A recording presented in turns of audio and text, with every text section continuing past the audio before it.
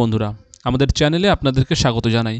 যারা চ্যানেলটিকে প্রথমবার দেখছেন তারা অবশ্যই চ্যানেলটি সাবস্ক্রাইব করে নেবেন এবং বেল আইকনটি দাবিয়ে দেবেন যাতে চ্যানেলে দেওয়া সকল ভিডিওর প্রথম নোটিফিকেশান আপনাদের কাছে পৌঁছে যায়। গতকাল সন্ধ্যাবেলা এসএসসি ওয়েবসাইটে কিন্তু একটি গুরুত্বপূর্ণ নোটিশ দেওয়া হয়েছে, সেটি নিয়ে আজকে আমরা সম্পূর্ণ আলোচনা করতে চলেছি। তো আপনারা দেখতে পাচ্ছেন এটি হলো সেই নোটিশ, 16 তারিখ গতকালকে দেওয়া হয়েছে।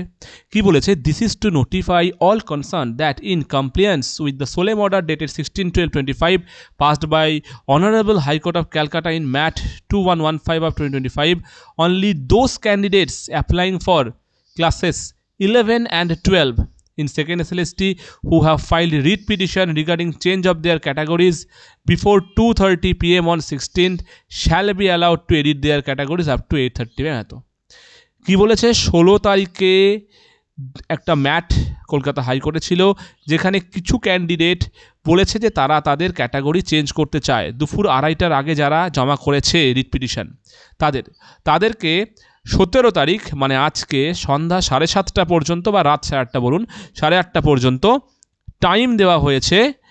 তারা তাদের ক্যাটাগরি কিন্তু চেঞ্জ করতে পারে।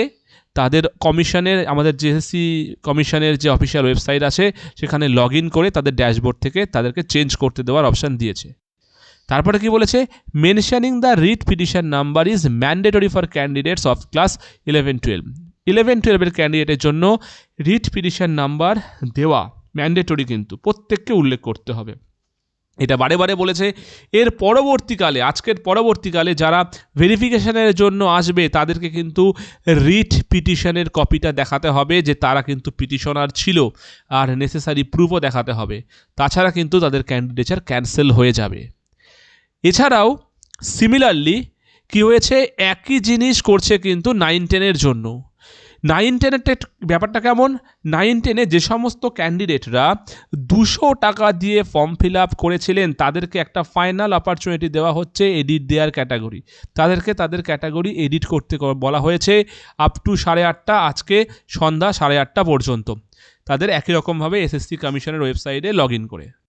এবার যদি সে এডিট না করে, failure to edit their respective categories within the stipulated time as indicated in the said solemn order would disentitle the said candidate from claiming benefit. যদি কোনো ক্যান্ডিডেট আপডেট না করে তাহলে কিন্তু তাকে আর রিজার্ভেশনের ক্যাটাগরিতে রাখা হবে না, তাকে আনরিজার্ভড হিসাবে ট্রিট করা হবে এবং তাকে আরও বাকি 300 টাকাটা পে করতে হবে, তারপরেই তার ক্যান্ডিডেচার কিন্তু গ্রহণ করা হবে।